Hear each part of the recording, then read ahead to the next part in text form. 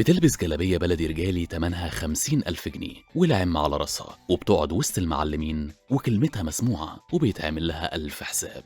بتشتغل في الخضار والفاكهة وهي حاطة رجل على رجل، وبتسوق عربيات نص نقل وموتوسيكلات. اسمها علم من أعلام الزاوية الحمراء. مين هي المعلمة شيكس مصر وإيه حكايتها؟ تعالوا نشوف الفيديو ده. في قلب منطقة الزاوية الحمراء، واللي بتعتبر من أشهر المناطق الشعبية في القاهرة، وسط الزحمة وصوت البياعين والناس اللي رايحة وجاية، هتلاقي اسم لوحده كده عامل هيبة ومسمع قوي. اسم لما بيتقال الكل بيعمل له 1000 حساب.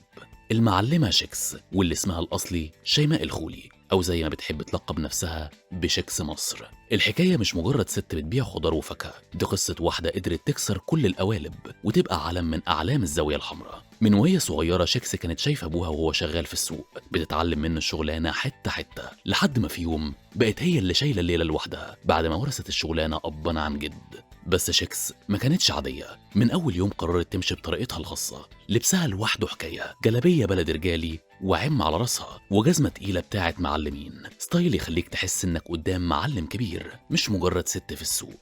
وده خلاها تاخد لقب شيكس مصر، واللي بقى علامة مسجلة ليها في الزاوية الحمراء كلها. والغريب بقى ان الجلابية اللي بتلبسها مش اي حاجة وخلاص، دي بتتفصل مخصوص وسعرها ممكن يعدي 50,000 جنيه. ايوه زي ما سمعت كده، لانها شايفة ان الهيبة ليها تمن، وان الشكل جزء من الشخصية. لكن مش بس اللبس اللي عمل اسم شيكس، دي شخصيتها اللي خلتها توصل لكده، لأن دايما وسط المعلمين قاعدة في النص وكلمتها مسموعة، ولو في مشكلة هي أول واحدة تتدخل وتحلها، ولو حد محتاج حاجة عمرها ما قالت لأ، والناس كلها بتشهد إنها جدعة وبتقف جنب الغلبان قبل الكبير. واللي يخليها مميزة أكتر إنها مش بتخاف من حاجة. ممكن تشوفها وهي سايقة عربية نقل أو نص نقل، أو حتى راكبة موتوسيكل وسط الرجالة عادي جدا، وكأنها بتقول أنا هنا ومفيش حاجة اسمها مستحيل. شهرتها ما وقفتش عند حدود الزاوية الحمراء، لا دي بقت معروفة في مناطق كتير، والناس بقت تيجي مخصوص تشوف مين هي شيكس مصر بنفسها. ومع الوقت بقى ليها دايرة معارف كبيرة لحد ما دخلت عالم الفنانين،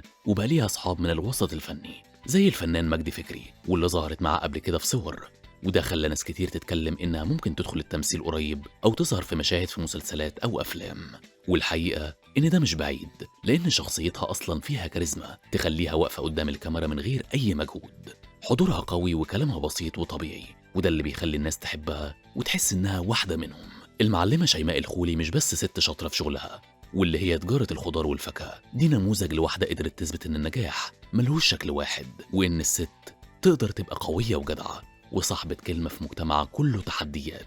وفي الآخر هتفضل شيكس مصر مش مجرد اسم، دي قصة كفاح وجدعنة وهيبة اتبنت وسط السوق، وبقت علامة محدش يقدر ينكرها في الزاوية الحمراء وبره الزاوية كمان.